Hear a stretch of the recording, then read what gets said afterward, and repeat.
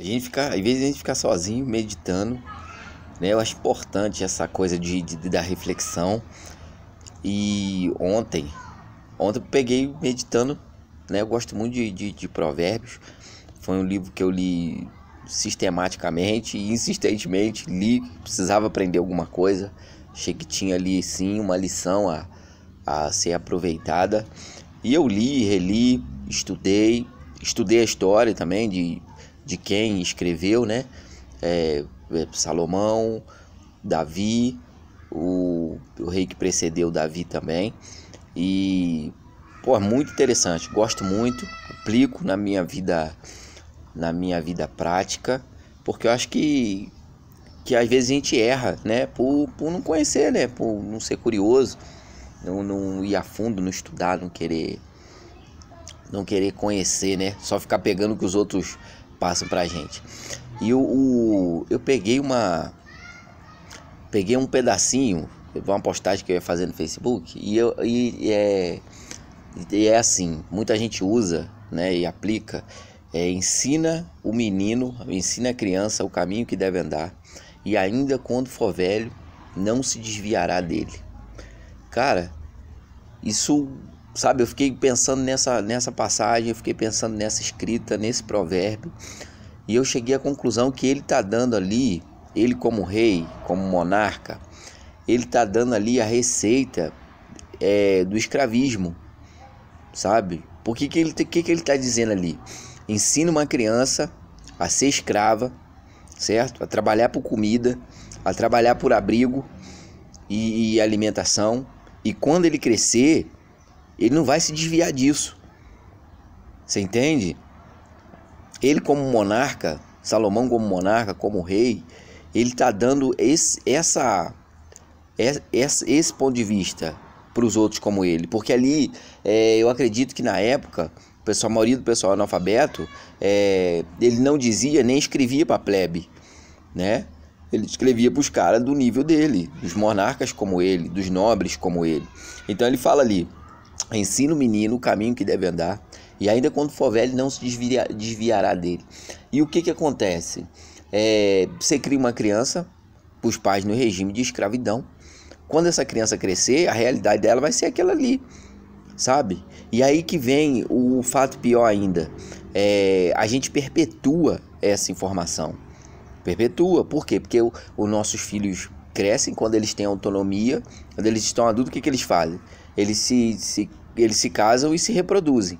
E aí vem o mesmo ciclo. Trabalhar por quê? Por abrigo e comida. Não é isso? Porque a gente aprende desde cedo que o trabalho dignifica a pessoa, né? Que é honroso trabalhar. Mas tem muita gente que ficou condicionado a apenas 40 horas semanal e pronto. É isso, sabe? Continua reproduzindo isso desde a época de Salomão. Por quê? Porque ensinaram isso pra gente quando a gente era criança. Ensinaram pra gente o caminho que a gente devia andar. Qual o caminho que a gente deve andar? É trabalhar pra caramba, pra pagar impostos altíssimos, que esses impostos, a realeza, ao governo, existe desde aquela época, certo? A gente trabalha pra caramba por comida e abrigo, certo? Pra ser digno, pra poder manter nossa família, mas a gente vive no mesmo regime, sabe? E o pior ainda, a gente perpetua isso, passando isso pros nossos filhos. Você entende? Porque desde cedo a gente exige que as pessoas sejam produtivas, sabe? Que estejam trabalhando, que estejam em movimento, sabe? Poucos são os pais que valorizam o pensamento, sabe? Que falam, meu filho, senta um pouco, que faz uma proposta durante o dia de pensamento, de reflexão, sabe? Isso é muito pouco banalizado, é muito pouco valorizado, certo? Quando na verdade tudo nasce de um pensamento, tudo nasce de uma reflexão, sabe? Esses dias eu vi uma postagem dizendo que todo o conforto que nós temos hoje, toda a tecnologia que nós temos hoje, ela é fruto da preguiça, sabe? E eu digo mais ainda, nós devíamos ser gratos e mais gratos pelos nerds, né? Porque são eles que não fazem serviço braçal, são eles que não praticam esporte, mas são eles que no âmbito do pensamento tornam a nossa vida melhor, tá certo? E eu tenho o lado bom, é claro, tem o lado bom, mas a questão é a essência, né? A essência da pessoa. Por quê? Porque você pode ensinar seu filho o caminho que ele deve andar, o caminho que você acha certo, o seu caminho, talvez, mas a essência da pessoa, quando ela for adulta e tiver autonomia para pôr essas coisas em prática, é que vão definir quem ela é, certo? Mas assuma, né, do que essa reflexão me trouxe, é que ele está passando uma mensagem escravagista. Porque você vê, acaba que uma criança que nasce em cativeiro e que é ensinada a viver ali, porra, você vai ter gerações e gerações que vão achar aquilo ali normal e que vão fazer aquilo ali como foi ensinado para ela. Por quê? Porque ensina ela o caminho que ela deve andar e ainda quando ela for grande, ela não se desviará dele. Viu? Nunca é tarde para se libertar das amarras que nos prendem. Nunca é tarde para mudar o pensamento, mudar a conduta de uma vida, mudar a forma como a gente vê e ensina os nossos pequenos. À medida que a gente vai evoluindo, a gente deve evoluir o nosso método de educação também para com os nossos pequenos.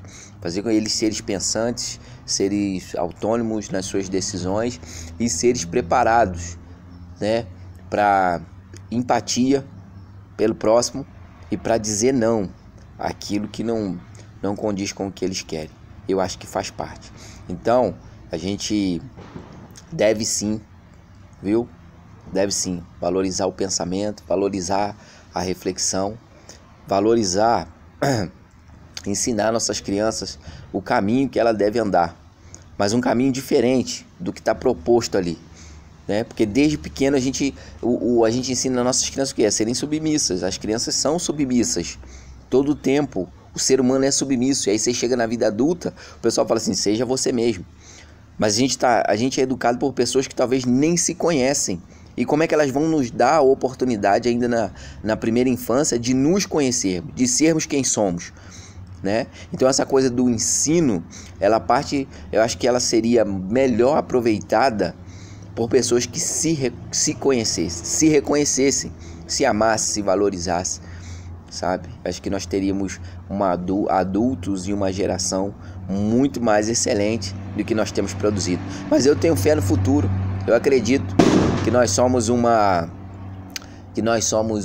geração que já deu um passo fora da caixinha, e essa geração aí que vem depois de nós, nossos filhos e nossos netos, serão melhores do que a gente. Um abraço.